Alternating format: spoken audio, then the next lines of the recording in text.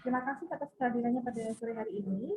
Untuk mata kuliah IKM, hari ini kita akan membahas terkait penyajian data.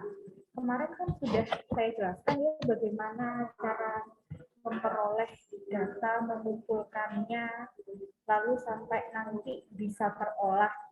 Nah, setelah data diolah, langkah selanjutnya nanti kita akan melakukan penyajian data. Ya, oke, kita mulai.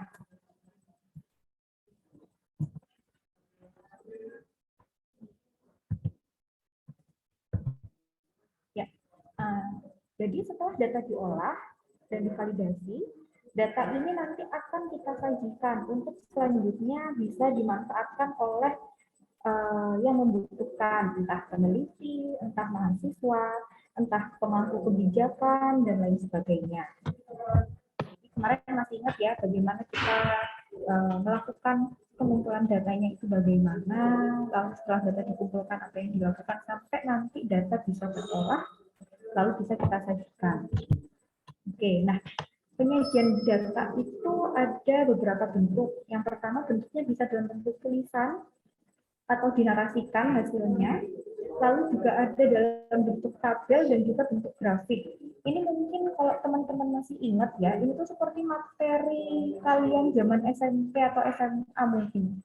SMP kayaknya ya, terkait data-data penyajian data dalam, mungkin dulu kenalnya namanya tabel sama grafik aja. Nah, di kuliah nanti kalian akan memahami bahwa sebutannya tidak hanya sekedar tabel atau sekedar grafik gitu. Tabel itu bisa kita bagi menjadi tabel distribusi frekuensi dan juga tabel silang. Lalu untuk dalam bentuk grafik itu ada beberapa jenis, ada yang garis, batang, lingkar, dan tebar. Kita bahas satu persatu. Oke, nah yang pertama yang bentuk tulisan dulu. Jadi biasanya kalau bentuk tulisan ini data disajikan dalam bentuk rangkaian kalimat-kalimat untuk menerangkan kumpulan data yang diperoleh. Jadi kalian tidak melihat angka, kalian akan membaca di dalam satu paragraf begitu. Nah, penyajian dalam bentuk tulisan ini bisa dibilang penyajian yang sangat sederhana karena sangat terbatas gitu kemampuan untuk menyajikan data tersebut. Lalu ketika menyajikan data dalam bentuk tulisan atau narasi itu tidak banyak memberikan gambaran statistik karena tidak nampak jelas dan tepat mengenai perbandingan antara situasi dan perkembangan keadaan. Nah, nanti akan saya kasih contoh seperti apa sih penyajian data dalam bentuk tulisan atau narasi ini. Nah, kalau misalkan, kembali dulu ya. Nah, kalau misalkan bentuknya tulisan atau narasi, kalau teman-teman pernah baca laporan Riskesdas atau membaca artikel-artikel penelitian, itu biasanya ada satu paragraf yang membahas tentang prevalensi sebuah kejadian.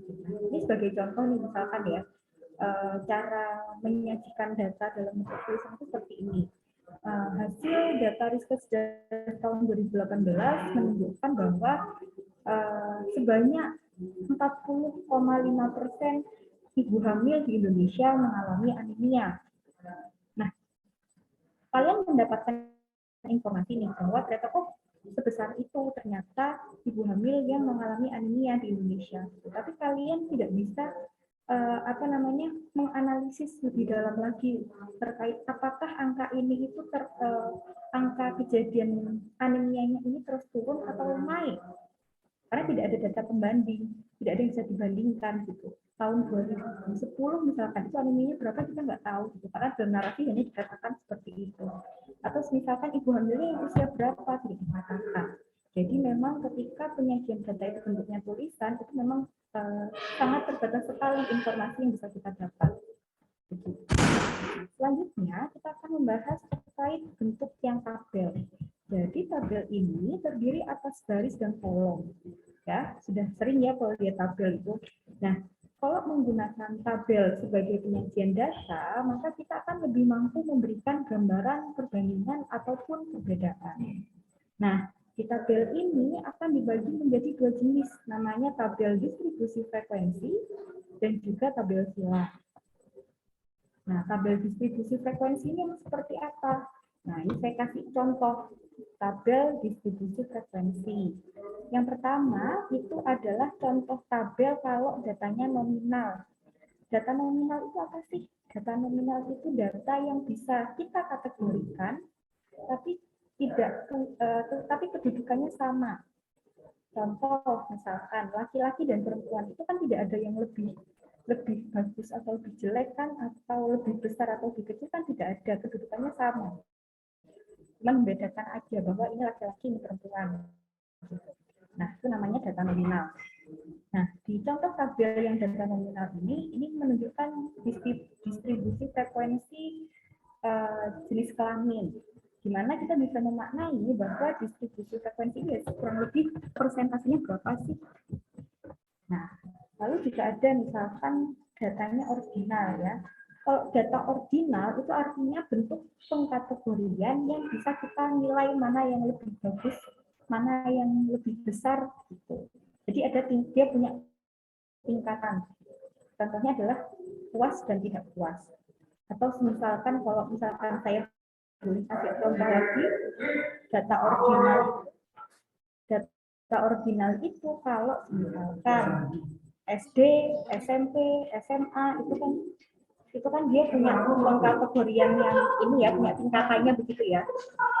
Atau misalkan nilai ujian gitu.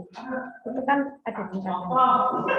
Nah, misalkan tabel data ordinal itu sebagai contoh di tabel ini adalah puas dan tidak puas gitu.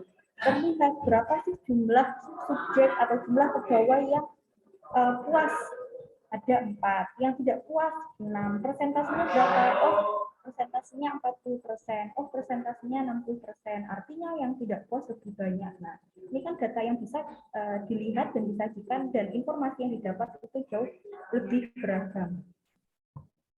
Selanjutnya ada tabel data interval. Nah, kok data interval ini itu interval itu bisa kita maknai adalah dia punya range antara misalkan di umur 15 sampai 20, 21 sampai 25 itu namanya range apa itu bentuknya.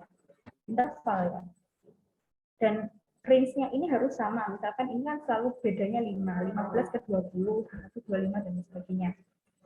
Nah, di sini juga kelihatan nih, ternyata misalkan ini distribusi ibu hamil di kecamatan XYZ yang ibu hamil usia 15 sampai 20 tahun ada 20 orang.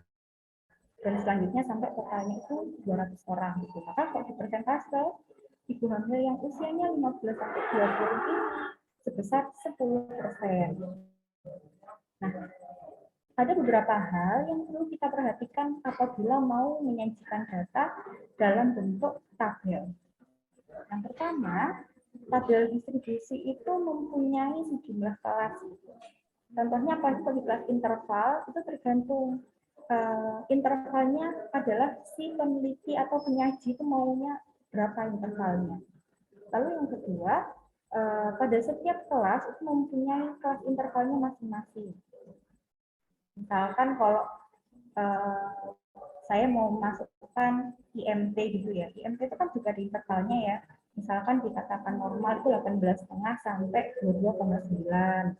Dikatakan overweight kalau 23 sampai berapa. Nah, itu salah satu bentuk data interval. Oke, lalu setiap kelas interval itu punya frekuensi dan tabel mempunyai ringkasan baris. Itu yang perlu diperhatikan dalam penyajian data menggunakan tabel kalau datanya interval. Nah, selanjutnya ada tabel silang. Tabel silang ini apa? Tabel silang ini adalah tabel yang memuat dua variabel atau lebih. Ya. Nah, kayak gimana sih misalkan dalam tabel yang saya perlihatkan saat ini itu ada dua variabel yang ditunjukkan. Yang pertama adalah usia atau umurnya ibu hamil, ya, yang di ini umur ibu hamil, ini datanya ke bawah. Lalu jumlah anak yang hidup, di mana jumlah anak yang hidup juga kita kasih angka apakah 0, apakah 1 anak, apakah 2 anak, 3 anak, atau lebih dari 3 anak. Nah, ini kan dia dalam satu tabel sudah memuat 2 variabel. Yang pertama umur ibu hamilnya, yang kedua adalah jumlah anak yang hidup. Nah, dari sini kita akan mendapatkan semakin banyak informasi. Misalkan nih, kalau saya dibacanya ya, misalkan sebanyak ada 10, ada ini yang ini terdapat 5 anak yang hidup gitu, dari umur ibu hamil yang 15 sampai 20 tahun. Atau bisa juga saya katakan gitu, pada ibu hamil yang berusia 15 sampai 20 tahun dan memiliki 2 orang anak itu sebanyak 4 ibu hamil. Atau misalkan kalau saya boleh secara generalnya dulu, pada ibu hamil umur 21 sampai 25 tahun itu terdapat 40 ibu atau 20% yang sudah memiliki anak. Nah, anaknya berapa? Nah, nih, dari 20% tersebut ada 4 ibu hamil yang sudah punya anak lebih dari 3. Terus misalkan ini lagi, pada ibu hamil yang berusia 26 sampai 30 tahun itu 40% sudah punya anak. Nah, terdapat 5 ibu hamil yang punya anak lebih dari 3. Dan lain-lain kan makin banyak yang bisa kita dapatkan dari satu tabel saja, informasinya bisa banyak sekali. Beda dengan yang penyajian data dalam bentuk narasi tadi. Nah, ini lain ini contoh tabel silang yang lain. Misalkan ini kita membahas terkait tingkat kepuasan kerja pegawai sebuah PT. Di mana yang pertama ada variabel tingkat kepuasan, terus habis itu terhadap gaji, insentif, serta transportasi. Ini contohnya.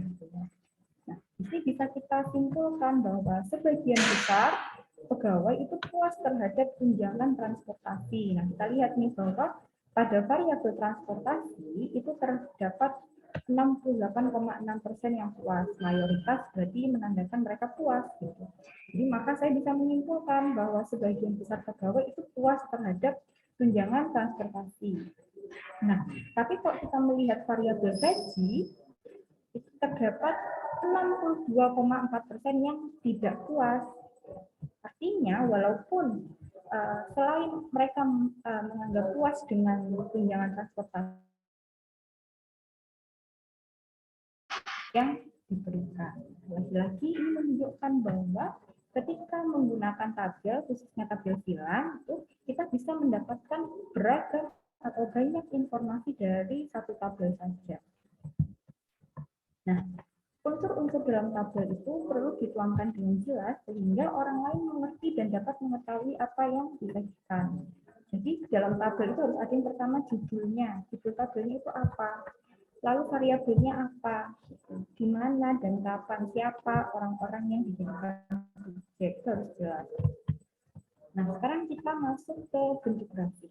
Nah, bentuk grafik ini bisa kita ada 4 jenis.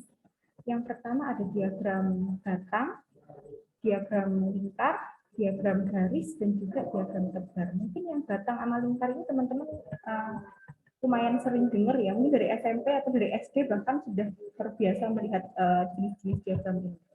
Nah, pertama diagram garis dulu. Jadi diagram garis ini fungsinya untuk menggambarkan data diskrit atau data dengan skala nominal dengan perubahan dari waktu ke waktu atau dari satu tempat ke tempat lain. Jadi di bagian bawah sini yang tahun ini 2007, 2008 sampai 2010 sebagai salah satu contoh menunjukkan data dari waktu ke waktu. Atau bisa juga misalkan data dari satu tempat ke tempat lain. Kalau teman-teman pernah lihat datanya Riskesdas, itu ada data yang bagian bawahnya ini adalah tiap-tiap provinsi, prevalensi di tiap provinsi, Jawa Timur, Jawa Tengah, Bali, Sumatera Utara, Aceh, dan lain sebagainya. Jadi bagian bawah itu bisa untuk menunjukkan waktu atau menunjukkan tempatnya. Nah, sebagai contoh, ini saya kasih contoh grafik cakupan kunjungan ibu hamil di Puskesmas X, ya. Nah, lalu di sini ada warnanya beda-beda, garisnya ada warna kuning, ada warna hijau, gitu. Ini untuk menunjukkan ini kehamilan ke-1, kehamilan kedua, kehamilan ketiga, atau kehamilan keempat. Untuk warna garis yang berbeda itu untuk membedakan kelompok yang berbeda. Nah, dari sini kita bisa lihat nih, pertama kita bisa membandingkan kunjungan ibu hamil per tahun di titik yang sama ya, di tahun 2007 berapa, di tahun 2008 bagaimana, nah, itu data pertama. Lalu yang kedua, kita juga bisa nih menunjukkan apakah kunjungan ibu hamil itu dari tahun ke tahun itu naik atau turun. Misalkan di garis yang warna kuning itu kan untuk menghitung kunjungan ibu hamil dengan kehamilan pertama. Ternyata dari 2007 ke 2008 itu agak sedikit naik. Di tahun 2008 ke 2009 naiknya signifikan kunjungannya, tapi dari 2009 ke 2010 turun kunjungannya. Atau misalkan kita lihat yang garis warna hijau, kunjungan ibu hamil kehamilan keempat itu tahun 2007 ke 2018 naik tapi tidak signifikan. Lalu di tahun 2008 sampai 2010 terus terjadi penurunan. Nah, dari penyajian data seperti ini itu bisa menjadi informasi yang didapat itu bisa menjadi bentuk monitoring dan evaluasi untuk puskesmas tersebut gitu. Kan dari 2009 itu ternyata kunjungan ibu hamil itu terus-terusan menurun gitu. Nah, kira-kira apa penyebabnya itu bisa nanti dicari tahu berdasarkan data yang disampaikan ini. Oh, apakah bidannya galak misalkan, makanya ibu hamilnya nggak mau kunjungan. Itu bentuk-bentuk data seperti ini itu selain memberikan informasi juga nanti pada akhirnya informasi tersebut bisa digunakan untuk melakukan monitoring, evaluasi atau memperbaiki suatu masalah. Jadi masih ingat ya di kuliah kemarin saya bilang bahwa data-data itu nanti punya fungsinya masing-masing. Nah, selanjutnya ini mungkin teman-teman sering juga lihat bentuk tabel, bentuk grafik yang ini namanya histogram, atau kita juga bisa bilang bahwa ini diagram batang, gitu ya. Nah, histogram ini biasanya digunakan untuk data kontinu. Jadi sekilas dia itu seperti diagram batang, tapi tidak ada sekat antar batang. Jadi kok kalian biasanya lihat diagram batang itu kan pasti ada ada jedanya gitu ya. Gitu. Nah, kalau di histogram ini itu tidak ada. Kenapa tidak ada? Karena bentuk data yang ingin disajikan itu dia ada intervalnya. Misalkan sebagai contoh, saya kasih contoh di sebelah kiri ini ada grafik terkait kelahiran bayi, dan di bawahnya ini adalah berat badannya. Berat badan bayi, lalu yang number of infant adalah jumlah bayinya. Jadi di suatu, misalkan ya, setelah ini di suatu rumah sakit gitu, sebanyak, nah ini kan jumlahnya 1, 2, sampai 10 gitu. Lalu ini adalah interval berat badan dalam gram gitu. Dimana yang paling kecil ini, yang paling kiri itu adalah berat dari 2.700 sampai 2.999 gram. Lalu yang kedua ini adalah 3.000 sampai 3.299 gram, dan seterusnya sampai 4.499 gram. Nah, lalu data tersebut disajikan nih, berapa banyak bayi yang punya berat kurang dari 3.000 gram, itu ada 2. Yang punya berat kurang dari 3.300 itu ada 3, dan seterusnya. Nah, histogram ini disajikan apabila ada intervalnya, jadi ada range-nya lagi ya, yang 2007, 2009 dan lain sebagainya. Kalau diagram batang, nah itu ada jedanya, dan juga datanya tidak interval. Dia Mbak 5. Kalau Mbak 5 lalu. Lagi ada apa? Ya, esok. Saya nampung terus. Terima kasih. Oke, nah selanjutnya ada diagram lingkar atau pie diagram, gitu ya. Ini juga mungkin teman-teman sering kali lihat, sudah sering mungkin ya, diagram lingkar, atau kalau misalkan bikin PPT atau misalkan di Word itu juga bisa kan itu bikin diagram-diagram ini. Nah, ini sebagai contoh, nah ini misalkan adalah proporsi penduduk berdasarkan jenis kelamin, gitu ya. Jadi misalkan di data ini, itu saya bisa menyimpulkan gitu bahwa mayoritas penduduk di desa X itu berjenis kelamin laki-laki karena terdapat 56% laki-laki. Nah, diagram lingkar atau pie diagram ini biasa digunakan untuk menyajikan data dengan skala nominal maupun ordinal. Jadi dia fungsinya sama seperti tabel tadi, bisa untuk data nominal, bisa untuk data ordinal. Nah, proporsi data itu disajikan dalam bentuk derajat gitu ya. Jadi biasanya walaupun nanti kita bacanya itu adalah persentasenya, tapi kan gambarnya ini itu berdasarkan dengan derajat. Yang artinya apa? Semakin besar derajatnya, itu menunjukkan semakin besar persentasenya. Seperti itu. Nah, ini mungkin yang teman-teman masih jarang lihat ya. Mungkin mungkin 1, 2 atau mungkin belum pernah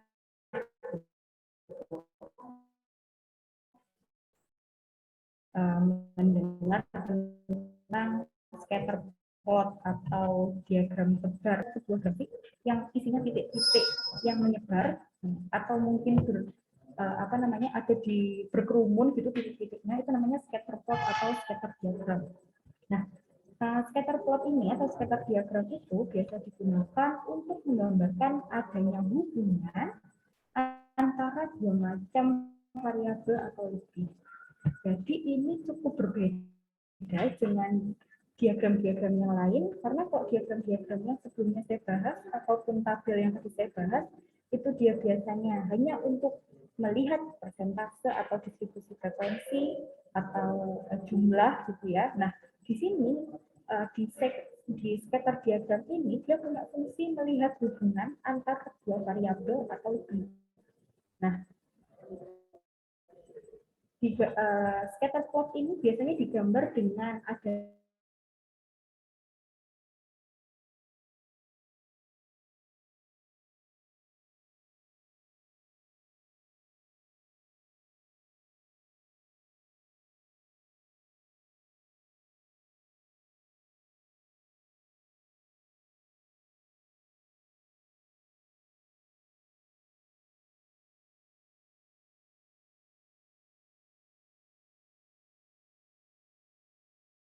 misal pada tahun 2007 itu terdapat kunjungan 20 pasien anak-anak dan balita, atau pada tahun 2007 terdapat 30 pasien dewasa, hanya begitu saja.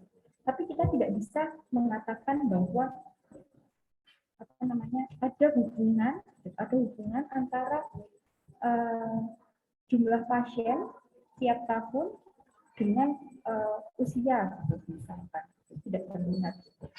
Nah, maka kalau misalkan nanti teman-teman mau menyajikan datanya mau pakai disajikan dengan scatter. Nah, kapan sebuah data itu dikatakan dia punya hubungan kalau ini di scatter? Nah, ini saya tunjukkan di sini. Semoga kebaca ya. Jadi sebelah kiri yang kotak kecil-kecil ini adalah jenis-jenis penyebaran titik gitu ya. Kalau tadi saya kasih contoh mungkin titiknya tidak banyak. Nah, biasanya nanti kalau kamu baca artikel-artikel penelitian gitu atau kamu melakukan suatu penelitian dengan data yang ratusan atau ribuan gitu, maka nanti hasil scatter plot-nya itu akan menjadi titik-titik sebaran seperti ini. Nah, di titik yang pertama itu bisa dilihat bahwa titik-titiknya itu dia berkerumun dan punya arah ke atas gitu ya. Ini artinya terdapat korelasi yang positif, ada hubungan yang positif antara variabel Y dengan variabel X itu, antara satu variabel dengan variabel lainnya, atau kalau bahasa statistik statistika ada hubungan antara variabel bebas dengan variabel terikat. Misal, saya mengatakan bahwa yang X ini adalah apa? Asupan makan ibu hamil dalam kalori, energi yang diasup ibu hamil. Ya. Terus habis itu yang B-nya itu adalah berat badan bayi yang dilahirkan. Nah, artinya apa? Misalkan bentuk scatter plot-nya itu naik, itu artinya semakin maka saya bisa menyimpulkan bahwa ada hubungan, dan juga bisa saya simpulkan bahwa semakin banyak asupan energi ibu hamil selama masa kehamilan, semakin besar atau semakin besar berat lahir anaknya. Itu sebagai contoh. Ini yang pertama. Lalu yang kedua itu ada sebarannya seperti ini, tidak sesignifikan yang gambar pertama, tapi titiknya masih berkerumun walaupun tidak sampai naik gitu ya. Ini artinya ada kecenderungan korelasi positif. Ya, bila X naik, X plus ini, bila nilai dari X itu naik, yang Y cenderung naik, tapi mungkin ada faktor lain yang berpengaruh, jadi tidak signifikan yang di atasnya kan kenaikannya. Nah, lalu gambar yang ketiga, nah ini kan titiknya menyebar kemana-mana ya, tidak seperti ini. Artinya itu tidak nampak adanya suatu korelasi. Lalu gambar yang keempat itu, nah ada atau kalau ini kebalikannya yang nomor 2 ya. Jadi ada kecenderungan hubungan tapi negatif. Jadi bila si X naik, yang Y cenderung turun dan sebaliknya. Lalu gambar yang kelima, ini kebalikannya gambar pertama. Jadi posisinya bukan X yang naik tapi Y-nya, gitu ya. Jadi Y akan turun bila X naik dan sebaliknya. Ada hubungan atau ada korelasi tapi korelasinya negatif. Di mana bila X dikendalikan maka Y juga akan terkendali. Jadi yang nomor 1 itu kebalikannya nomor 5. Kalau kalau nomor 1 itu artinya ada hubungan yang positif, kalau yang nomor 5 itu ada hubungan yang negatif. Begitu juga dengan nomor 2, kalau ada hubungan yang positif, walaupun tidak signifikan tapi ada hubungan, tapi kalau yang nomor 4 ada hubungan tapi negatif. Nah, bagaimana memilih bentuk penyajian data? Misalkan teman-teman sudah mengambil data lalu diolah, nah sekarang mau disajikan, pakai apa ya? Apakah kalau tak tulis capek, nulis pakai narasi. Kalau pakai tabel tapi membosankan, kan biasanya kita mikirnya begitu aja ya, gimana yang paling menarik gitu mungkin. Nah, mungkin nanti ke depannya ketika teman-teman akan menyajikan data juga perlu diperhatikan adalah skala datanya. Ya, bentuk datanya seperti apa sih? Apakah nominal yang tadi bentuk data kategori tapi tidak punya tingkatan, contohnya tadi kayak misalkan laki-laki dan perempuan? Apakah datanya ordinal, yaitu data yang dikategorikan dan punya tingkatan, contohnya tingkat pendidikan, SD, SMP, SMA, atau datanya yang interval, yang punya range, kayak misalkan usia 5 sampai 10 tahun, 11 sampai 15 tahun, misalkan datanya. Atau rasio. Rasio ini data yang angkanya saja yang kamu lihat. Misalkan saya punya data usia, tapi usianya tidak saya kelompokkan atau tidak perlu saya bentuk interval. Itu bisa jadi rasio. Atau data berat badan, itu data rasio, itu data angka saja. Atau data tinggi badan dan lain sebagainya. Nah, jadi ini bisa jadi acuan gitu ketika kamu mau menyajikan data. Misalkan datamu adalah data nominal data nominal gitu, maka dia bisa kamu sajikan dalam bentuk diagram lingkar atau diagram batang gitu. Tapi dia tidak bisa kamu sajikan dalam bentuk histogram maupun diagram garis gitu, karena tidak akan terlihat begitu informasi yang ingin kamu sajikan. Begitu juga dengan misalkan data interval. Ordinal dulu. Data ordinal. Nah, ordinal ini bisa kamu sajikan dalam diagram lingkar, bisa juga disajikan dalam diagram batang. Nah, tapi tidak bisa disajikan dalam bentuk histogram, karena tadi datanya perlu interval gitu ya. Lalu diagram garis, nah ini tergantung nanti bentuk datanya yang seperti apa nih yang disajikan. Lalu data interval, karena dia interval, nah dia tidak bisa disajikan dalam bentuk lingkar maupun batang, tapi bisa banget nih kalau mau pakai histogram. Bisa juga kalau mau pakai diagram garis. Nah, selanjutnya yang rasio, data rasio, nah dia tidak bisa nih disajikan dalam diagram lingkar. Karena kalau datanya rasio, itu dia akan mendefinisikan semua angka yang ada. Jadi misalkan IMT, IMT itu bisa menjadi data rasio, tapi bisa juga menjadi data ordinal, bisa juga menjadi data interval. Tergantung kamu mau menyajikannya seperti apa. Kalau kamu menyajikannya dia data IMT itu dalam bentuk menunjukkan yang normal berapa, yang overweight, underweight, obes berapa, nah itu maka dia maksudnya ordinal. Tapi semisalkan kamu mau menyajikan data IMT, itu based on angkanya 18,5 sampai 22,9, 22,9 sampai 25,9, terus lebih dari 26. Gitu. Misalkan kamu menyajikan datanya begitu, nah itu maka dia masuk interval. Nah, dia juga bisa aja nih masuk rasio. Kalau kamu tidak mengkategorikannya dan tidak mengintervalkannya, jadi benar-benar kamu lihat nih, si A IMT-nya 18,3, si B IMT-nya 21,5. Jadi gitu aja bacanya. Nah, itu datanya rasio. Nah, biasanya data rasio ini tidak dijadikan persentase atau disajikan begitu saja. Biasanya dia diolah terlebih dahulu. Kalau dalam penelitian itu dia biasa diolah menjadi dua jenis. Yang pertama dijadikan kategori, dikategorikan gitu, misalkan tadi IMT, maka dikategorikan dulu menjadi data ordinal untuk melihat saja gitu karakteristik, misalkan IMT yang normal ada 25%, yang overweight ada 50%, yang obes 10% gitu.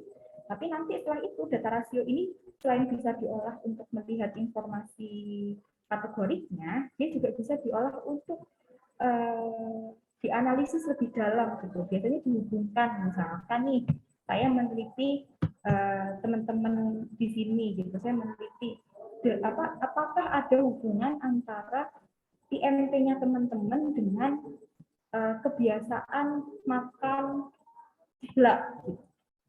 Nah, saya punya data kebiasaan makan seblaknya teman-teman, misalkan ada yang 5 kali seminggu, ada yang 10 kali seminggu gitu. Nanti saya bisa analisis lebih dalam nih, ada nggak ya hubungannya antara IMT, antara kebiasaan makan seblak itu sama IMT-nya teman-teman. Nah, itu harus pakai data rasio ini. Nah, nanti dia penyajian datanya memang tidak bisa dengan diagram lingkar atau diagram batang, dia bisanya dengan histogram atau scatter plot gitu, atau kurva tadi. Nah, segitu saja materi penyajian datanya. Saya hanya mereminder kalian karena mungkin dulu waktu SMP sudah pernah dapat jenis-jenis diagram gitu. Saya memberikan versi lain atau versi lebih macam-macamnya lagi terkait penyajian data, khususnya tentang tabel dan diagram. Apakah teman-teman ada yang ingin ditanyakan sebelum saya tutup? Masih meraba-raba ya, masih mengingat kembali ya jangan.